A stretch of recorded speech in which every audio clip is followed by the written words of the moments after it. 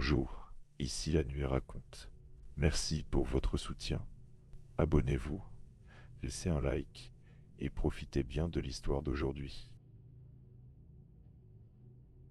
Journal de bord, mission Chrono 7, entrée finale. Je m'appelle Marcus Delacroix. J'ai servi 15 ans dans les services spéciaux français avant d'être recruté par l'Agence spatiale européenne. Mon profil atypique les intéressait. Un homme habitué aux zones de conflit, formé à la survie extrême, capable de prendre des décisions sous pression. Il cherchait quelqu'un pour diriger la sécurité de la première mission, habiter vers Titan. J'ai accepté, c'était il y a 3 ans. Aujourd'hui je regrette. Notre vaisseau, l'Endeavour, a mis 20 mois pour atteindre le système saturnien. 4 personnes à bord. Moi, responsable de la sécurité et second de mission. Elena Volkov, commandante, ancienne pilote de chasse russe, reconvertie dans l'astronautique. Brillante, méthodique, mais trop confiante parfois. Shen Wei, notre géologue et exobiologiste, un prodige chinois de 30 ans qui parlait de Titan comme d'autres parlent de leur jardin. Et Sofia Martinez, ingénieure système espagnol, celle qui maintenait notre vaisseau en vie, discrète mais essentielle. Nous formions une équipe solide. Du moins, c'est ce que je croyais. L'approche de Titan fut spectaculaire. Cette lune, plus grande que Mercure, flottait dans l'espace comme une boule orange voilée de brume. Son atmosphère épaisse, composée principalement d'azote avec du méthane, créait cette couleur caractéristique. La pression au sol est 1,5 fois celle de la Terre. Shen nous expliquait que c'était le seul corps céleste, hormis notre planète, à posséder des lacs et des rivières liquides en surface. Sauf qu'ici, ce n'était pas de l'eau, c'était du méthane et de l'éthane liquide, à moins 180 degrés Celsius. Notre site d'atterrissage avait été choisi avec soin. Une zone près du pôle Nord, proche du lac Kraken-Mar, le plus grand lac d'hydrocarbures de Titan. Les données de Cassini-Huygens montraient une plaine relativement plate, idéale pour poser notre module. Ce que les satellites n'avaient pas vu, c'était ce qui se trouvait en dessous. La descente fut tendue. Elena pilotait avec une concentration absolue. L'atmosphère dense Titan rendait l'approche différente de tout ce que nous avions simulé. Les vents soufflaient à 400 km/h en altitude, mais près du sol, tout était calme, presque trop calme. Notre altimètre radar donnait des lectures étranges, comme si le sol n'était pas uniforme. Des cavités, peut-être. Shen pensait à des formations de glace d'eau, le socle rocheux de Titan. Nous nous sommes posés en douceur. Premier succès. Les instruments confirmaient une température extérieure de moins 175 degrés. La gravité, 7 fois plus faible que sur Terre, rendait nos mouvements étranges. Sofia vérifiait les systèmes.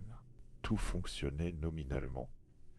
Nos combinaisons pressurisées chauffantes nous permettraient des sorties de 8 heures. L'énergie venait de notre réacteur à fusion portable, une merveille technologique qui convertissait le deutérium en chaleur et électricité. La première sortie, c'était moi qui l'ai faite. Protocole de sécurité oblige. Je devais évaluer les dangers immédiats. En posant le pied sur Titan, j'ai ressenti une émotion étrange. La surface était molle, spongieuse. De la glace d'eau mélangée à des hydrocarbures gelés formait une sorte de boue orange. Le ciel était sombre, perpétuellement voilé. Saturne dominait l'horizon, énorme, ses anneaux visibles malgré la brume atmosphérique. J'ai fait le tour du module. Rien d'anormal en apparence. Mais mon instinct, aiguisé par des années sur le terrain, me disait que quelque chose clochait. Le silence était trop profond. Même à travers ma combinaison, je percevais une absence totale de vibration. Sur Terre, en Afghanistan ou en Syrie, j'avais appris à lire l'environnement. Ici, l'environnement semblait mort. Figé, Elena m'a rejoint pour la deuxième sortie. Nous avons déployé les instruments scientifiques. Sismomètre, spectromètre, foreuse automatique. Shen voulait des échantillons de la croûte glacée. Il suspectait la présence d'un océan souterrain, comme sur Europe ou Encelade. L'eau liquide, maintenue par la chaleur interne et les forces de marée de Saturne, pourrait abriter la vie. C'est la foreuse qui a trouvé l'anomalie en premier point. À 15 mètres de profondeur, elle a heurté quelque chose de dur, trop dur pour être de la glace. Chen a analysé les données. La signature spectrale ne correspondait à rien de connu. Un alliage métallique, mais avec des propriétés impossibles, supraconducteur à cette température. Mais ce n'était pas le plus étrange. Le matériau semblait absorber les ondes radio. Nous avons creusé manuellement autour du point de contact. Sophia avait apporté des charges thermiques pour faire fondre la glace. Après 4 heures de travail, nous avons dégagé une surface plane, parfaitement plane, artificielle, sans aucun doute possible. Elena a voulu alerter la Terre immédiatement. J'ai suggéré d'attendre, d'en savoir plus. Le signal mettrait de toute façon 80 minutes pour atteindre la Terre. La surface métallique s'étendait sur des dizaines de mètres. Nous avons établi un périmètre, cartographié la zone. Chen était euphorique. Une structure artificielle sur Titan. La découverte du siècle. Non, du millénaire. Sophia, plus prudente, analysait la composition du matériau avec son spectromètre portable. Les résultats la troublaient. Des éléments lourds, certains au-delà du tableau périodique connu, théoriquement impossible à synthétiser sans une technologie dépassant la nôtre, de plusieurs ordres de magnitude. La nuit de Titan dure 8 jours terrestres. Nous nous sommes repliés dans le module pour nous reposer et planifier. L'ambiance était électrique. Elena voulait suivre le protocole, informer la Terre, attendre les instructions. Chen insistait pour continuer l'exploration. Sophia restait silencieuse, plongée dans ses calculs. Moi, j'observais. Mon expérience me criait que nous étions en danger. Mais quel danger pouvait représenter une structure enterrée, probablement vieille de millions d'années? Le sommeil fut agité. Les systèmes de vie du module ronronnaient, maintenant la température et l'oxygène. Dehors, les lacs de méthane clapotaient sous l'effet de marées minuscules. Saturne tournait lentement dans le ciel sombre. J'ai fait un rêve étrange. Des lumières sous la glace, mouvantes, organisées. Des patterns qui rappelaient un langage ou un code. Au réveil, j'étais en sueur, malgré la température régulée. Chen avait travaillé toute la nuit. Il avait corrélé nos découvertes avec les données de Cassini, des anomalies gravitationnelles dans notre zone, subtiles mais réelles, des variations de densité suggérant des cavités immenses sous la surface. La structure métallique n'était que la partie émergée. Il estimait qu'un complexe entier s'étendait sous nos pieds, peut-être sur des kilomètres. Elena a pris la décision. Nous allions explorer, mais prudemment. Message envoyé à la Terre avec nos découvertes initiales. Puis exploration méthodique, en équipe de 2. Jamais seul. J'ai vérifié nos armes. Oui, nous avions des armes. Des pistolets électriques, officiellement pour nous défendre contre d'éventuelles défaillances d'équipement. En réalité, l'agence avait prévu toute éventualité, même les plus improbables. La foreuse a continué son travail, élargissant le trou. À 40 mètres, elle a percé dans le vide une cavité. Les capteurs indiquaient un espace immense en dessous. L'atmosphère y était différente, plus dense, avec des traces de composés organiques complexes. Chen était surexcité. Des molécules prébiotiques, peut-être même des acides aminés. La vie, ou ses précurseurs, sous la surface gelée de Titan. Nous avons descendu une sonde. Les images qu'elle a renvoyées ont changé notre perception de la réalité. Une salle, ou plutôt un hall, aux dimensions cyclopéennes. Les murs, du même alliage que la surface, s'élevaient sur plus de 100 mètres. Des structures géométriques complexes, des angles qui défiaient la logique euclidienne, et de la lumière, une phosphorescence bleu-verdâtre, émanait des parois, créant une ambiance irréelle. Sophia a analysé le spectre lumineux. Bioluminescence, mais pas comme sur Terre. Les longueurs d'onde suggéraient une chimie basée sur le silicium plutôt que le carbone, théoriquement possible dans l'environnement de Titan, mais jamais observé. La température dans la cavité était plus élevée, seulement moins 120 degrés. Une source de chaleur interne maintenait cet écosystème isolé. La décision de descendre fut difficile. Helena hésitait, mais la curiosité scientifique l'emportait. Shen et moi avons été désignés pour la première exploration. Sophia resterait en surface pour maintenir les communications. Helena coordonnerait depuis le module. La descente par le puits de forage élargi fut laborieuse. Nous avions installé un treuil et des cordes en Kevlar renforcées. La faible gravité aidait, mais l'équipement restait encombrant. À mi-chemin, j'ai ressenti cette sensation familière, l'adrénaline avant le combat. Mon corps se préparait à quelque chose que mon esprit ne comprenait pas encore. Le sol de la caverne était lisse, presque poli. Nos pas résonnaient étrangement, comme si l'espace lui-même avalait les sons. Shen prenait des échantillons, mesurait, photographiait. Moi je surveillais. Les structures sur les murs n'étaient pas décoratives. C'étaient des machines, ou ce qui y ressemblait. Des conduites, des panneaux de contrôle peut-être. Tout était proportionné pour des êtres bien plus grands que nous. Nous avons progressé prudemment. La caverne s'ouvrait sur d'autres salles, un réseau complexe. Certains passages étaient obstrués par de la glace, d'autres parfaitement dégagés. La lumière bioluminescente variait en intensité, créant des zones d'ombre inquiétantes. Shen a découvert des inscriptions, des symboles gravés dans le métal, répétitifs, organisés, un langage ou un système de notation. C'est dans la troisième salle que nous les avons trouvés.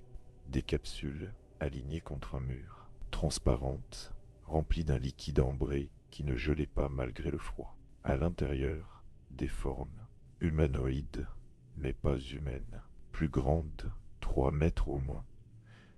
Des membres supplémentaires, 4 bras, une tête allongée. La peau, si on pouvait appeler ça de la peau, semblait cristalline, réfléchissant la lumière de façon hypnotique. Shen s'est approché, fasciné.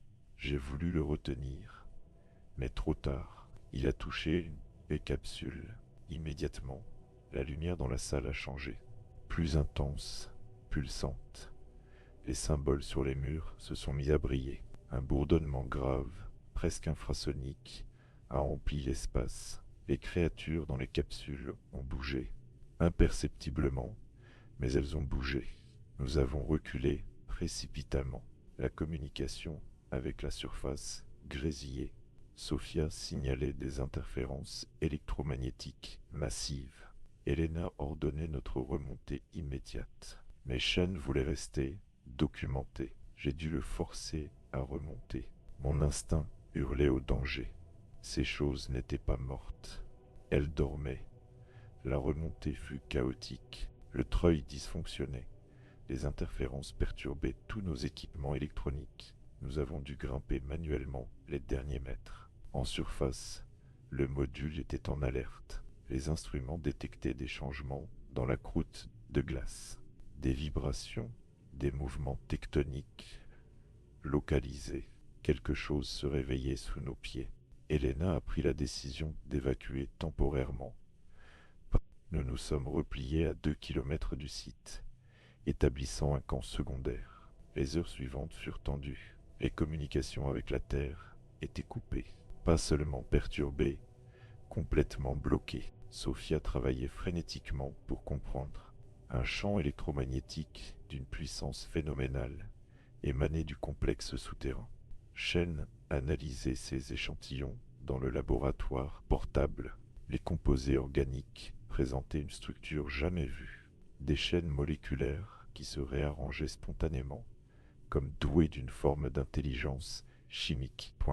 Il parlait de xénobiologie avancée, d'une forme de vie basée sur des principes totalement différents des nôtres. La nuit est tombée, plongeant Titan dans une obscurité encore plus profonde. Saturne brillait faiblement à travers les nuages de méthane. C'est alors que nous les avons vus. Des lumières sous la glace, mouvantes, organisées, formant des motifs complexes. Elles convergeaient vers notre position. J'ai ordonné la mise en alerte maximale. Nos armes étaient dérisoires face à une technologie pareille, mais c'était tout ce que nous avions. Elena tentait désespérément de rétablir les communications. Sophia modifiait nos équipements pour contrer les interférences. Shen, lui, semblait ailleurs. Il murmurait des calculs, des théories sur la nature de ces êtres. Le sol a tremblé. Pas un séisme naturel, trop régulier, trop dirigé. La glace se fissurait en ligne droite, géométrique. Quelque chose montait des profondeurs. Nous avons reculé encore, mais où fuir sur un monde hostile, à des milliards de kilomètres de chez nous. La première créature a émergé à 100 mètres de notre position, identique à celle des capsules, mais vivante, active. Sa peau cristalline scintillait dans l'obscurité, créant sa propre lumière. Elle se mouvait avec une grâce impossible dans la faible gravité, ses 4 bras orchestrant des gestes complexes. D'autres suivaient, une dizaine, puis plus. Elles ne nous ont pas attaqués immédiatement. Elles observaient, communiquaient entre elles par des pulsations lumineuses. Shen s'est avancé contre tout bon sens. Il voulait établir le contact. J'ai essayé de le retenir, mais Elena l'a laissé faire. Premier contact, l'événement le plus important de l'histoire humaine. La créature la plus proche s'est tournée vers Shen. Un faisceau de lumière cohérente a jailli de sa tête. Il s'est figé, tremblant. Ses yeux reflétaient la même luminescence que les créatures. Quand il s'est retourné vers nous, ce n'était plus vraiment Shen qui nous regardait. Il a parlé, mais sa voix était différente, multiple, harmonique, comme un chœur. Les mots étaient les siens, mais le message venait d'ailleurs. Ils étaient les anciens de Titan, une civilisation qui avait fui leur monde mourant il y a des millions d'années. Ils avaient hiberné sous la glace, attendant. Attendant quoi? Shen ne le disait pas clairement. Elena tentait de négocier à travers Shen. Nous venions en paix, nous voulions apprendre, échanger. Les anciens semblaient amusés par notre naïveté. Ils connaissaient l'humanité. Ils nous observaient depuis que nous avions commencé à polluer l'espace proche de la Terre avec nos satellites. Ils avaient vu notre violence, notre cupidité, notre incapacité à préserver notre propre monde. Sophia a réussi un miracle, un signal, faible mais réel, vers la Terre. Un message de détresse avec nos coordonnées et un avertissement. Point. Les anciens l'ont détecté instantanément. Point. Leur réaction fut immédiate et terrifiante. Le sol s'est ouvert sous le module secondaire. Sophia a eu juste le temps de sauter avant qu'il ne soit englouti. Les créatures se sont mises en mouvement, nous encerclant. Shen, ou ceux qui le contrôlaient, expliquaient leurs décisions. L'humanité était une menace. Pas maintenant, trop primitive, mais dans quelques siècles, nous pourrions devenir dangereux. Ils allaient agir préventivement. J'ai ouvert le feu. Inutile, les décharges électriques glissaient sur leur peau cristalline, sans effet. Elena a tenté une dernière négociation. Que voulait-il? La réponse fut simple et glaçante. Notre disparition. Mais pas par la violence directe. Ils avaient des moyens plus subtils. Shen a expliqué leur plan tout en restant prisonniers de leur influence. Les anciens maîtrisaient des technologies que nous commencions à peine à concevoir. Manipulation gravitationnelle, altération quantique, virus informatique, capables de voyager par ondes radio. Ils allaient frapper la Terre à distance, détruire nos satellites, sans violence apparente. Ils allaient nous renvoyer à l'âge de pierre. La société humaine moderne dépendait entièrement de la technologie. Sans satellites, plus de GPS, de communication globale, de surveillance météo. Les réseaux électriques tomberaient en cascade. Les transports s'arrêteraient.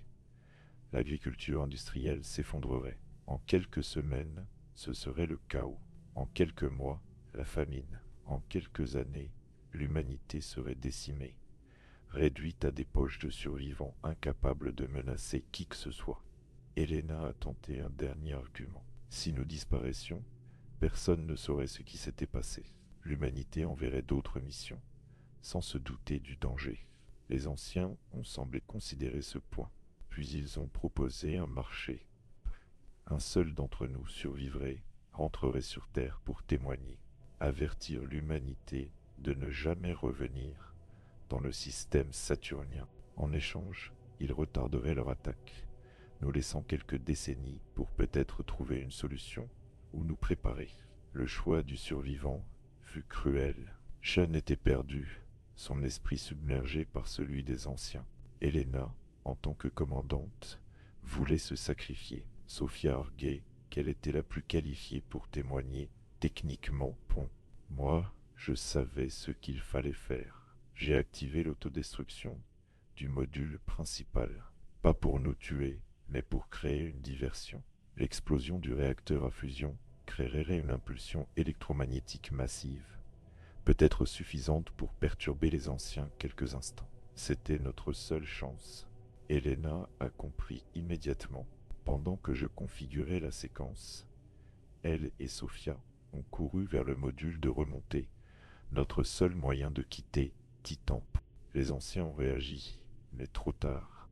L'explosion a illuminé la nuit titanienne, projetant des débris sur des kilomètres. Dans la confusion, j'ai pu traîner Shen, momentanément libéré de leur emprise, vers le module. Le décollage fut chaotique. Les anciens tentaient de nous retenir, projetant des faisceaux d'énergie qui faisaient fondre la coque. Sophia poussait les moteurs au maximum. Helena calculait la trajectoire optimale vers l'Andavour en orbite. Shen, revenu à lui, pleurait. Il se souvenait de tout, de l'invasion de son esprit, de leurs pensées froides et implacables. Nous avons atteint l'orbite de justesse. L'Andavour était intact, les anciens n'ayant pas de moyens d'action à cette distance. Pas encore. Nous avons entamé la longue route du retour. 20 mois d'angoisse et d'incertitude. Durant le voyage, nous avons débattu de ce que nous dirions. La vérité complète condamnerait Titan, et peut-être tout le système saturnien à une quarantaine éternelle. Mais mentir mettrait l'humanité en danger. Shen, traumatisé, passait ses journées à documenter tout ce qu'il avait appris durant sa connexion mentale.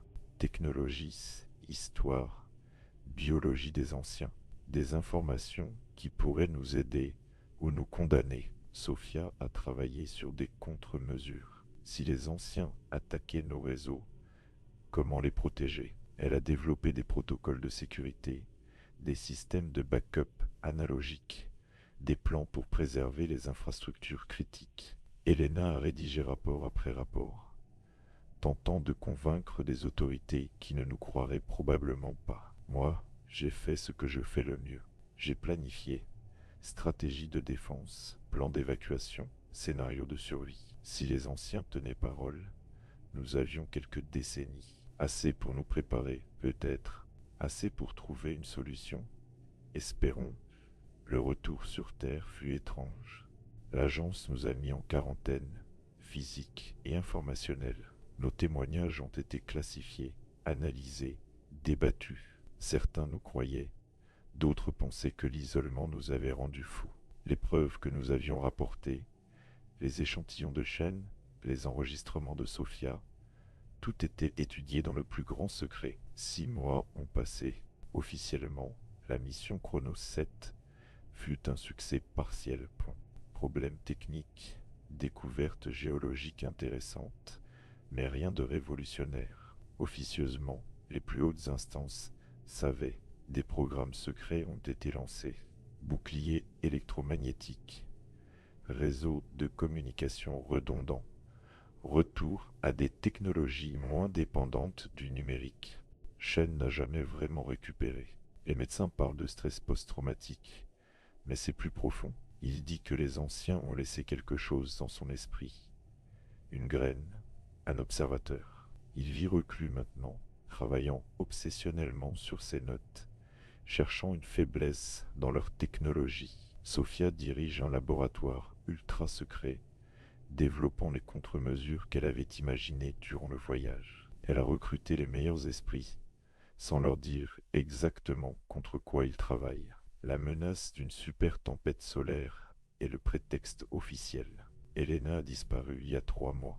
Les services de renseignement la recherchent. Je pense qu'elle est partie chercher des alliés, d'autres nations, d'autres agences qui pourraient nous aider. Ou peut-être a-t-elle simplement craqué sous la pression de ce secret. Moi j'écris ce journal, d'autres documents, tout ce qui pourrait survivre si le pire arrive. Je forme aussi une nouvelle génération d'agents, sans leur dire pourquoi exactement ils pourraient avoir à survivre dans un monde sans technologie. Je leur enseigne les anciennes méthodes, la survie primitive, la résilience. Parfois, la nuit, je regarde Saturne dans le ciel, à peine visible à l'œil nu, un point lumineux parmi les étoiles. Je sais qu'ils sont là-bas, sous la glace de Titan, attendant, patients, immortels peut-être. Ils nous ont jugés et condamnés. La seule question est quand ils exécuteront la sentence. Puis, l'ironie est cruelle. Nous avons cherché la vie dans l'univers, espérant trouver des frères parmi les étoiles. Nous avons trouvé des juges, des êtres si anciens et avancés que nous ne sommes pour eux que des parasites potentiels. Notre plus grande découverte est aussi notre condamnation possible, mais je refuse de désespérer. L'humanité a survécu à des catastrophes, des guerres, des pandémies. Nous sommes adaptables, résilients, ingénieux. Si les anciens nous attaquent, nous survivrons, différents, diminués peut-être, mais vivants. Et un jour, dans des siècles ou des millénaires, quand nous serons prêts, vraiment prêts, nous retournerons sur Titan, pas en conquérant, mais en égaux. Le plus dur est de vivre avec ce secret point, de voir les gens vaquer à leurs occupations, inconscients de l'épée de Damoclès suspendue au-dessus de nos têtes. Les débats sur le réchauffement climatique, les tensions géopolitiques, tout semble si futile face à la menace cosmique que nous avons réveillée. Shen m'a dit quelque chose avant d'être interné. Dans leur connexion mentale, il avait perçu une émotion chez les anciens points. Pas de la haine ou du mépris, mais de la tristesse. Ils avaient vu tellement de civilisations s'élever et chuter. Toutes suivaient le même chemin. Découverte, expansion, violence, autodestruction. Ils ne nous détruisaient pas par cruauté, mais par lassitude. Pour briser le cycle, cette révélation change tout et rien. Nous sommes peut-être condamnés à répéter les erreurs de milliers de civilisations avant nous. Ou peut-être, juste peut-être, apprendre de cette rencontre, évoluer, devenir meilleur. C'est un espoir ténu, mais c'est tout ce qu'il nous reste. Sophia vient de m'appeler. Elle a fait une découverte. Les échantillons de Chen contiennent des informations encodées au niveau moléculaire. Un message peut-être, ou un virus. Nous devons être prudents. Mais si c'est une communication, si les anciens nous offrent une chance de dialogue, nous devons la saisir. Je vais la rejoindre dans son laboratoire. Elena aussi est revenue, changée mais déterminée. Elle a trouvé des alliés, dit-elle, des gens qui comprennent la menace et sont prêts à agir. Sean sera là aussi, malgré les risques. L'équipe de Chrono 7 réunie une dernière fois. Ce journal s'arrête ici. Si vous le lisez, c'est que nous avons échoué ou réussi au-delà de nos espérances. Dans les deux cas, vous connaissez maintenant la vérité. Titan n'est pas un monde mort. Les anciens veillent, jugent, attendent. L'humanité est à la croisée des chemins. Évolution ou extinction. J'ai passé ma vie à protéger les gens de menaces qu'ils ne pouvaient comprendre. Terroristes, espions, complots. Tout cela semble dérisoire maintenant. La vraie menace vient de notre propre nature, reflétée dans le jugement d'êtres qui ont transcendé les limitations que nous commençons à peine à percevoir. Mais je garde espoir, pas dans la technologie ou la force militaire, dans l'humanité elle-même, notre capacité à nous adapter, à apprendre, à survivre contre toute attente. Les anciens nous sous-estiment, peut-être, ou peut-être voient. Ils en ont un potentiel que nous ignorons encore. Le laboratoire de Sophia est un bunker enterré sous les Alpes. Sécurité maximale, cage de Faraday, système autonome. Si les anciens frappent maintenant, Cet endroit pourrait survivre avec les informations que nous avons, les échantillons, les plans, de quoi reconstruire, recommencer. Elena a changé. Son voyage l'a menée dans des endroits sombres. Elle parle d'une organisation secrète, vieille de plusieurs siècles, qui savait, pas pour Titan spécifiquement, mais pour la menace extraterrestre en général. Ils se préparent depuis longtemps, accumulant ressources et connaissances. Elle nous a intégrés à leur réseau. Shen est arrivé sous escorte médicale. Il a maigri, ses yeux sont cernés, mais il y a une lueur nouvelle, de la détermination.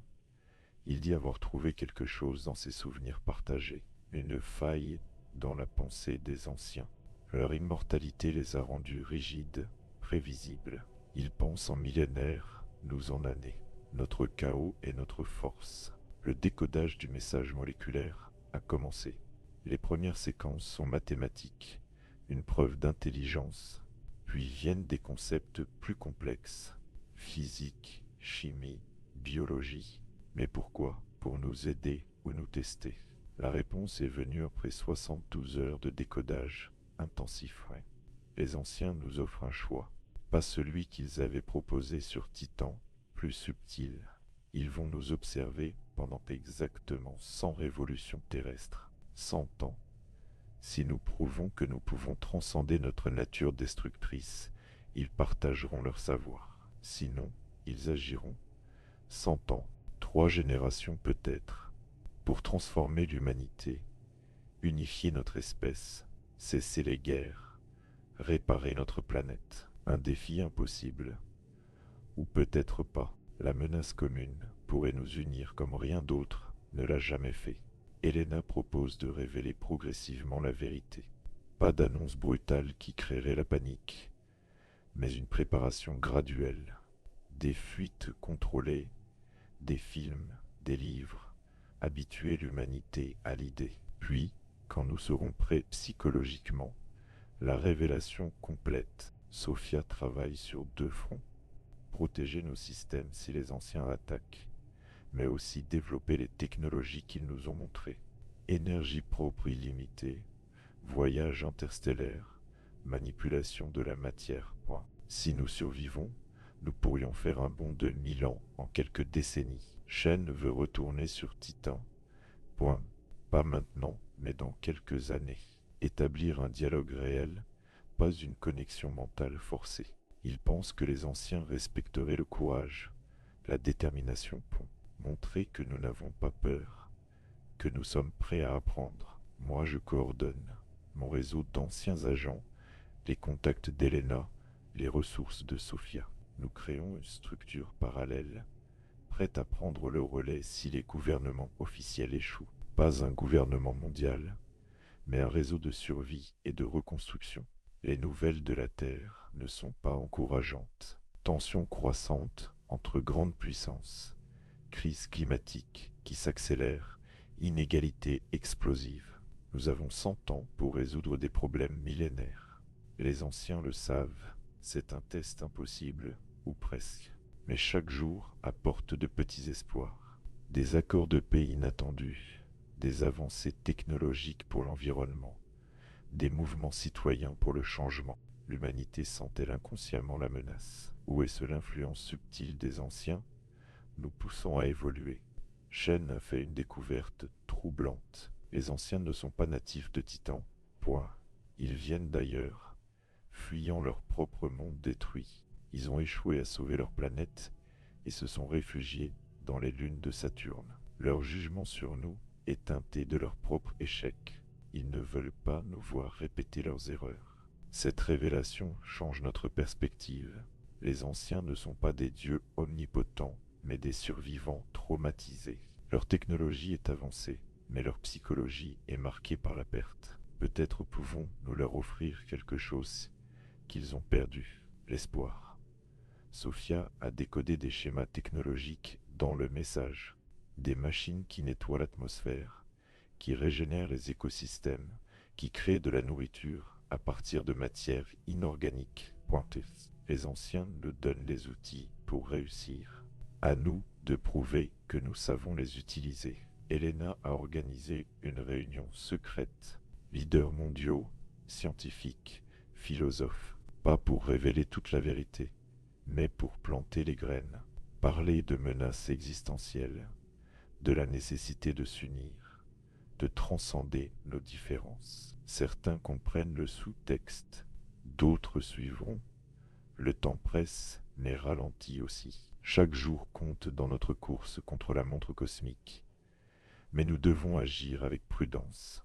Un faux pas, une guerre nucléaire, une catastrophe écologique majeure, et les anciens pourraient décider que nous avons échoué prématurément. Shen médite maintenant. Il dit que la connexion avec les anciens lui a ouvert des perspectives mentales nouvelles. Il perçoit le temps différemment, voit des patterns dans le chaos. Il devient notre oracle, guidant nos décisions avec une intuition qui dépasse la logique. Point. Je vieillis. Mes années d'agent m'ont usé et le stress de ce secret achève le travail.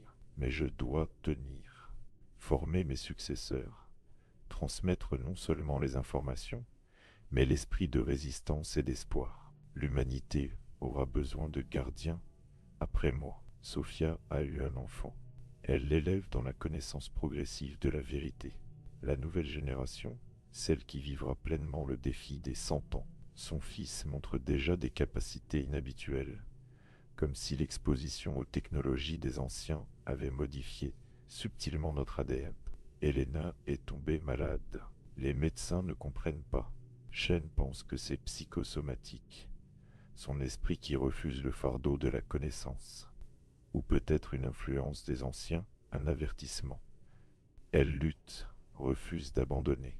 Un observatoire a détecté des anomalies autour de Saturne, des structures qui n'étaient pas là avant. Les anciens construisent ou se préparent. Le compte à rebours a vraiment commencé. 100 ans moins 3 maintenant. Le monde change, lentement mais sûrement. Les technologies que Sophia développe en secret commencent à fuiter. Des startups créent des innovations révolutionnaires sans savoir d'où viennent vraiment les idées. L'humanité s'améliore, poussée par une main invisible. Shen a établi un contact, pas direct, mais à travers les rêves. Les anciens observent comment parfois ils sont surpris de notre résilience, intrigués par notre chaos créatif. Nous ne sommes pas comme les autres civilisations qu'ils ont jugées. Nous sommes imprévisibles. Cette imprévisibilité est notre atout.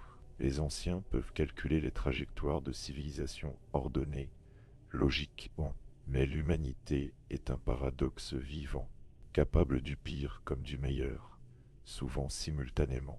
Cette dualité les fascine et les inquiète. J'ai pris une décision.